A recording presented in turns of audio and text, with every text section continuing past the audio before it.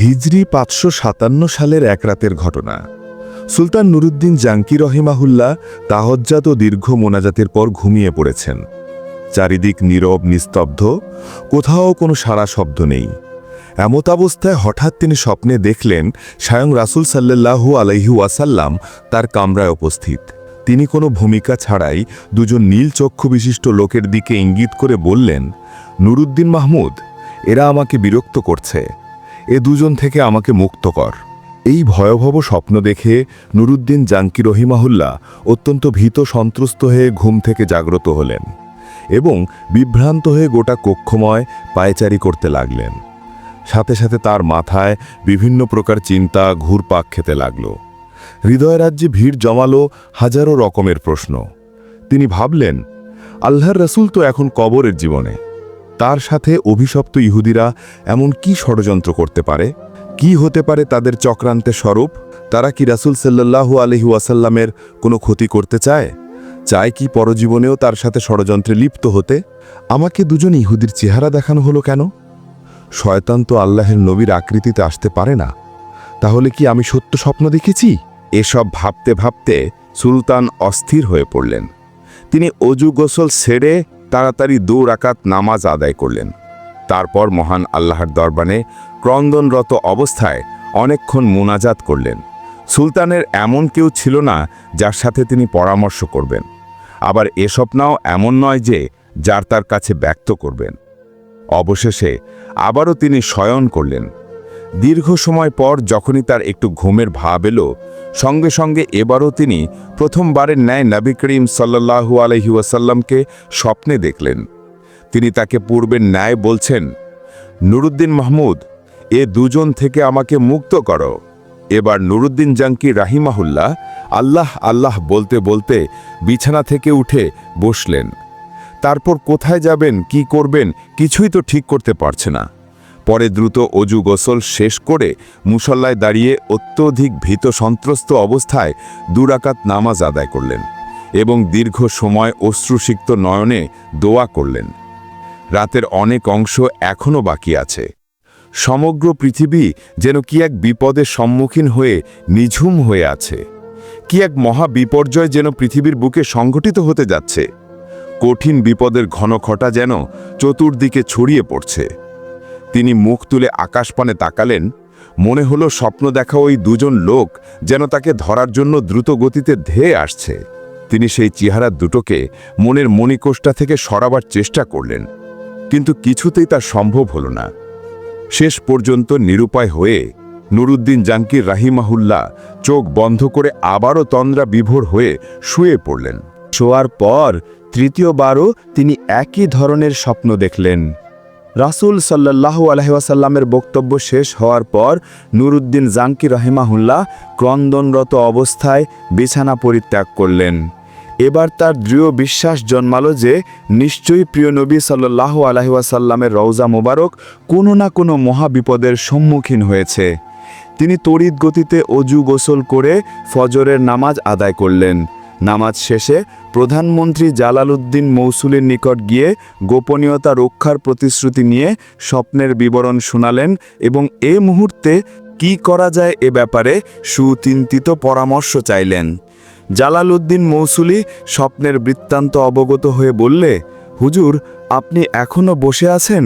নিশ্চয়ই প্রিয়নবীর রওজা মুবারক কোনো কঠিন বিপদের সম্মুখীন হয়েছে, তাই এ বিপদ থেকে উদ্ধার করার জন্য বারবার তিনি আপনাকে স্মরণ করছেন।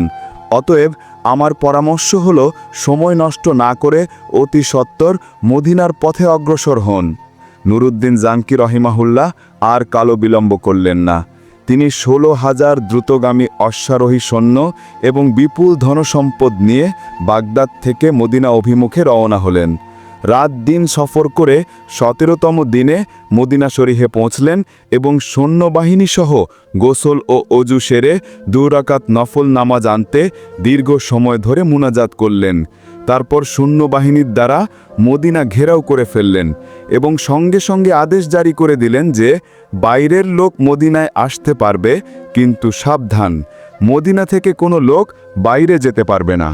নুরুদ্দিন জাঙ্কি রহিমাহুল্লাহ জুম্মার খুতবা দান করলেন এবং ঘোষণা দিলেন, আমি মদিনাবাসীকে দাওয়াত দিয়ে একবেলা খানা খাওয়াতে চাই। আমার ইচ্ছা সকলেই যেন এই দাওয়াতে অংশগ্রহণ করে। সুলতান মদিনাবাসীকে আপ্যায়নের জন্য বিশাল আয়োজন করলেন এবং প্রত্যেকের নিকট অনুরোধ করলেন মদিনার কোনো লোক যেন এই দাওয়াত থেকে বঞ্চিত না হয়। নির্ধারিত সময়ে খাওয়া দাওয়া শুরু হলো। প্রত্যেকেই তৃপ্তি সহকারে খানা খেল। যারা দূর দূরান্ত থেকে আসতে পারেনি তাদেরকেও শেষ পর্যন্ত ঘোড়া ও গাধার পিঠে চড়িয়ে আনা হলো। এভাবে প্রায় 15 দিন পর্যন্ত অগণিত লোক শাহী দাওয়াতে শরিক হওয়ার পর সুলতান জিজ্ঞাসা করলেন, আরও কেউ অবশিষ্ট আছে কি? থাকলে তাদেরকেও ডেকে আন। এই নির্দেশের পর সুলতান বিশ্বস্ত সূত্রে অবগত হলেন যে আর কোনো লোক দাওয়াতে আসতে বাকি নেই। এ কথা শুনে তিনি সীমাহীন অস্থির হয়ে পড়লেন। চিন্তার অথই সাগরে হারিয়ে গেলেন তিনি। ভাবলেন, যদি আর কোনো লোক দাওয়াতে শরিক হতে বাকি না থাকে তাহলে সেই অভিশপ্ত লোক দুটো গেল কোথায়? আমি তো দাওয়াতে শরিক হওয়া প্রতিটি লোককেই অত্যন্ত গভীরভাবে পর্যবেক্ষণ করেছি, কিন্তু কারোর চেহারাই তো স্বপ্নে দেখা লোক দুটোর চেহারার সাথে মিলল না। তাহলে কি আমার মিশন ব্যর্থ হবে? আমি কি ওই কুচক্রী লোক দুটোকে গ্রেফতার করে দৃষ্টান্তমূলক শাস্তি দিতে সক্ষম হব না? এসব চিন্তায় বেশ কিছুক্ষণ তিনি ডুবে রইলেন। তারপর আবারও তিনি নতুন করে ঘোষণা করলেন, আমার দৃঢ় বিশ্বাস মদিনার সকল লোকদের দাওয়াত খাওয়া এখনও শেষ হয়নি। অতএব সবাইকে আবারও অনুরোধ করা যাচ্ছে, যারা এখনও আসেনি তাদেরকে যেন অনুসন্ধান করে দাওয়াতে শরিক করা হয়। একথা শুনে মদিনাবাসী সকলেই এক বাক্যে বলে উঠল, হুজুর, মদিনার আশেপাশে এমন কোনো লোক বাকি নেই যারা আপনার দাওয়াতে অংশগ্রহণ করেনি। তখন নুরুদ্দিন জাঙ্গি রহিমাহুল্লাহ বলিষ্ঠ কণ্ঠে বললেন, আমি যা বলেছি ঠিকই বলেছি, আপনারা ভালোভাবে অনুসন্ধান করুন। সুলতানের এই দৃঢ়তা দেখে লক্ষাধিক জনতার মধ্য থেকে এক ব্যক্তি হঠাৎ করে বলে উঠল, হুজুর, আমার জানামতে 2 জন লোক সম্ভবত এখনও বাকি আছে। তারা আল্লাহওয়ালা বুজুর্গ মানুষ, জীবনে কখনো কারো কাছ থেকে হাদিয়া তোহফা গ্রহণ করেন না, এমনকি কারো দাওয়াতেও শরিক হন না। তারা নিজেরাই লোকদেরকে অনেক দান খয়রাত করে থাকেন, নীরবতাই অধিক পছন্দ করেন, লোক সমাজে উপস্থিত হওয়া মোটেও ভালোবাসেন না। লোকটির বক্তব্য শুনে সুলতানের চেহারা একটি বিদ্যুৎ চমক খেলে গেল। তিনি কাল বিলম্ব না করে কয়েকজন লোক সহকারে ওই লোক দুটোর আবাসস্থলে উপস্থিত হলেন। তিনি দেখলেন, এ তো সেই 2 জন যাদেরকে স্বপ্নে দেখানো হয়েছিল। তাদেরকে দেখে সুলতানের 2 চোখ রক্তবর্ণ ধারণ করল। তিনি জিজ্ঞাসা করলেন, কে তোমরা? কোথা থেকে এসেছ? তোমরা সুলতানের দাওয়াতে শরিক হলে না কেন? লোক দুটো নিজের পরিচয় গোপন করে বলল, আমরা মুসাফির, হজের উদ্দেশ্যে এসেছিলাম। হজ কার্য সমাধা করে জিয়ারতের নিয়তে রওজা শরীফে এসেছি, কিন্তু প্রিয় নবী সাল্লাল্লাহু আলাইহি ওয়াসাল্লামের প্রেমে আত্মহারা হয়ে ফিরে যেতে মনে চাইল না, তাই বাকি জীবন রওজার পাশে কাটিয়ে দেওয়ার নিয়তেই এখানে রয়ে গেছি। আমরা কারোর দাওয়াত গ্রহণ করি না, এক আল্লাহর ওপরই আমাদের পূর্ণ আস্থা, আমরা তারই উপর নির্ভরশীল। এবাদত, রিয়াজত আর পরকালের চিন্তায় বিভোর থাকাই আমাদের কাজ। কুরআন পাক তেলাওয়াত, নফল নামাজ আর ওজিফা পাঠেই আমাদের সময় শেষ হয়ে যায়। সুতরাং দাওয়াত খাবার সময়টা কথায়? উপস্থিত জনগণ তাদের পক্ষ হয়ে বলল যে, হুজুর, এরা দীর্ঘদিন যাবৎ এখানে অবস্থান করছে, এদের মতো ভালো লোক আর হয় না। সবসময় দরিদ্র, এতিম ও অসহায় লোকদের প্রচুর পরিমাণে সাহায্য করে। তাদের দানের উপর অত্র লোকদের প্রচুর পরিমাণে জীবিকা নির্ভর করে। নুরুদ্দিন জাঙ্কি রহিমাহুল্লাহ লোকদের কথা শুনে লোক দুটোর প্রতি পুনরায় গভীর দৃষ্টিতে তাকালেন। অত্যন্ত সূক্ষ্মভাবে তাদের পা থেকে মাথা পর্যন্ত পর্যবেক্ষণ করলেন। এতে আবারও তিনি নিশ্চিত হলেন, এরা তারাই যাদেরকে তিনি স্বপ্নে দেখেছিলেন। এবার সুলতান জলদ গম্ভীর স্বরে তাদেরকে বললেন, সত্য কথা বলো, তোমরা কে, কেন, কি উদ্দেশ্যে এখানে থাকছ? এবারও তারা পূর্বের কথা পুনরাবৃত্তি করে বলল, আমরা পশ্চিম দেশ থেকে পবিত্র হজব্রত পালনের জন্য এখানে এসেছি। রাসূল সাল্লাল্লাহু আলাইহি ওয়াসাল্লামের নৈকট্য লাভই আমাদের একমাত্র লক্ষ্য।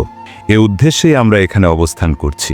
সুলতান এবার কারও কথায় কান্না দিয়ে তাদেরকে সেখানে আটক রাখার নির্দেশ দিলেন। অতঃপর স্বয়ং তাদের থাকার জায়গায় গিয়ে খুব ভালো করে অনুসন্ধান চালালেন। সেখানে অনেক মাল সম্পদ পাওয়া গেল বহু দুর্লভ কিতাবপত্র, কিন্তু এমন কোনো জিনিস পাওয়া গেল না যদ্বারা স্বপ্নের বিষয়ে কোনো প্রকার সহায়তা হয়। নুরুদ্দিন জাঙ্কি রাহিমাহুল্লাহ অত্যধিক পেরেশান, অস্থির। এখনও রহস্য উদ্ঘাটন করতে না পারায় তিনি সীমাহীন চিন্তিত।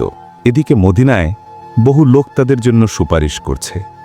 তারা আবারও বলছে, হুজুর, এরা নেককার বুজুর্গ লোক, দিনভর রোজা রাখেন, রাতের অধিকাংশ সময় ইবাদ বন্দেগীতে কাটিয়ে দেন, 5 ওয়াক্ত নামাজি রওজা শরীফের নিকটে এসে আদায় করেন, প্রতিদিন নিয়মিত জান্নাতুল বাকি জিয়ারত করতে যান, প্রতি শনিবার মসজিদুল কুবাতে গমন করেন, কেউ কিছু চাইলে খালি হাতে ফিরিয়ে দেন না।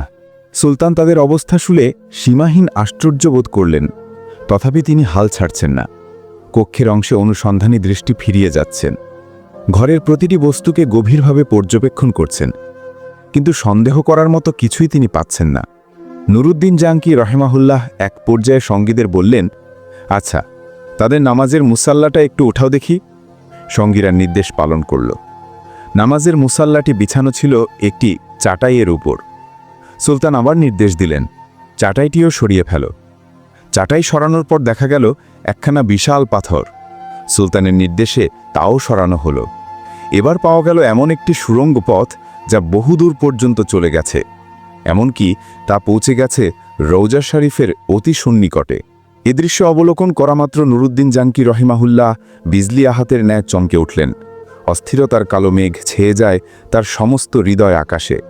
ক্রোধে লাল হয়ে যায় গোটা মুখমণ্ডল। অবশেষে লোক দুটোকে লক্ষ্য করে ক্ষিপ্ত ক্রুদ্ধ সিংহের ন্যায় গর্জন করে ঝাঝালো কণ্ঠে বললেন, তোমরা পরিষ্কার ভাষায় সত্যি কথাটা খুলে বলো, নইলে এক্ষুনি তোমাদের যন্ত্রণাদায়ক শাস্তির সম্মুখীন হতে হবে। বলো, তোমরা কে? তোমাদের আসল পরিচয় কি? কারা কি উদ্দেশ্যে তোমাদেরকে এখানে পাঠিয়েছে? সুলতানের কথায় তারা ঘাবড়ে গেল। কঠিন বিপদ সামনে দেখে আসল পরিচয় প্রকাশ করে বলল, আমরা ইহুদি। দীর্ঘদিন যাবৎ আমাদেরকে মুসাল শহরের ইহুদিরা সুদক্ষ কর্মী দ্বারা প্রশিক্ষণ দিয়ে প্রচুর অর্থ সহকারে এখানে পাঠিয়েছে। আমাদেরকে এই জন্য পাঠানো হয়েছে যে আমরা যেন কোনো উপায়ে মোহাম্মদ সাল্লাল্লাহু আলাইহি ওয়াসাল্লামের মৃতদেহ বের করে ইউরোপীয় ইহুদিদের হাতে হস্তান্তর করি। এই দুরূহ কাজে সফল হলে তারা আমাদেরকে আরও ধন সম্পদ দিবে বলে প্রতিশ্রুতি দিয়েছে। সুলতান বললেন, তোমরা তোমাদের পরিকল্পনা বাস্তবায়নের জন্য কি পদ্ধতি অবলম্বন করেছিলে? কিভাবে তোমরা কাজ করতে? তারা বলল, আমাদের নিয়মিত কাজ ছিল রাত গভীর হলে অল্প পরিমাণ সুড়ঙ্গ খনন করা এবং সাথে ওই মাটিগুলো চামড়ার মশকে ভর্তি করে অতি সতর্কতার সাথে মদিনার বাইরে নিয়ে ফেলে আসা।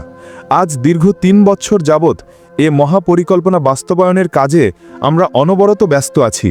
যে সময় আমরা রওজা মুবারকের নিকট পৌঁছে গেলাম এবং সিদ্ধান্ত গ্রহণ করলাম যে 1 সপ্তাহের মধ্যে বিশ্বনবীর লাশ বের করে নিয়ে যাব, ঠিক সে সময় ধরে আমাদের মনে হলো আকাশ যেন ভেঙে টুকরো টুকরো হয়ে যাচ্ছে, জমিন যেন প্রচণ্ড ভূমিকম্পে থরথর করে কাঁপছে, যেন সমগ্র পৃথিবী জুড়ে মহাপ্রলয় সংঘটিত হচ্ছে। অবস্থা এতটাই শোচনীয় রূপ ধারণ করল, মনে হলো সুড়ঙ্গের ভিতরেই যেন আমরা সমাধিস্থ হয়ে পড়ব। এ অবস্থা প্রত্যক্ষ করে ভীত সন্ত্রস্ত হয়ে আমরা কাজ বন্ধ করে রেখেছি। তাদের বক্তব্যে সুলতানের নিকট সবকিছুই পরিষ্কার হয়ে গেল। তাই তিনি লোক দুটোকে নজিরবিহীন শাস্তি দেওয়ার ব্যবস্থা গ্রহণ করলেন, যাতে ভবিষ্যতে কেউ আর এমন দুঃসাহস দেখাতে না পারে। তিনি মসজিদ হতে অর্ধমাইল দূরে একটি বিশাল ময়দানে 20 তাহা উঁচু একটি কাঠের মঞ্চ তৈরি করলেন। সাথে সাথে সংবাদ পাঠিয়ে মদিনা ও মদিনার আশেপাশের লোকদেরকে উক্ত ময়দানে হাজির হওয়ার নির্দেশ প্রদান করলেন। নির্ধারিত সময়ে লক্ষ লক্ষ লোক উক্ত মাঠে সমবেত হল। সুলতান নুরুদ্দিন জাঙ্কি রাহিমাহুল্লাহ অপরাধী লোক দুটোকে লৌহ শিকলে আবদ্ধ করে মঞ্চের উপর বসালেন। তারপর বিশাল জনসমুদ্রের মাঝে তাদের হীন চক্রান্ত ও ঘৃণ্য তৎপরতার কথা উল্লেখ করলেন। সুলতান নুরুদ্দিন জাঙ্কি রাহিমাহুল্লাহর বক্তব্য শ্রবণ করে লোকজন বিস্ময়ে হতবাক হয়ে গেল। তারা এই ঘৃণ্য ষড়যন্ত্রের দৃষ্টান্তমূলক শাস্তি দাবি করল। সুলতান বললেন, হ্যাঁ, এদের শাস্তি দৃষ্টান্তমূলকই হবে। তিনি লোকদেরকে বিপুল পরিমাণ লাকড়ি সংগ্রহের নির্দেশ দিলেন। তারপর লক্ষ জনতার সামনে সেই ইহুদি দুটোকে মঞ্চের নিম্নভাগে আগুন লাগিয়ে পুড়ে ভস্ম করে ফেলেন। কোনো কোনো বর্ণনায় আছে সেই আগুন নাকি দীর্ঘ 11 দিন পর্যন্ত জ্বলছিল। অতঃপর তিনি বিপুল পরিমাণ অর্থ ব্যয় করে 1000 মণ সীসা গলিয়ে রওজা শরীফের চতুষ্পার্শ্বে মজবুত প্রাচীর নির্মাণ করে দেন, যেন ভবিষ্যতে আর কেউ প্রিয় নবীজির কবর পর্যন্ত পৌঁছাতে সক্ষম না হয়। তারপর তিনি কায়মনোবাক্যে আল্লাহ পাকের শুকরিয়া আদায় করলেন এবং তাকে যে এত বড় খেদমতের জন্য কবুল করা হলো সেজন্য সপ্তাহকালব্যাপী আনন্দাশ্রু বিসর্জন দিলেন। ইতিহাসের পাতা থেকে অবগত হওয়া যায় যে নুরুদ্দিন জাঙ্কি ইন্তেকাল করলে ওসিয়ত মোতাবেক তাঁর লাশকে রাসূল সাল্লাল্লাহু আলাইহি ওয়াসাল্লামের রাওজা মোবারকের অতি নিকটে দাফন করা হয়।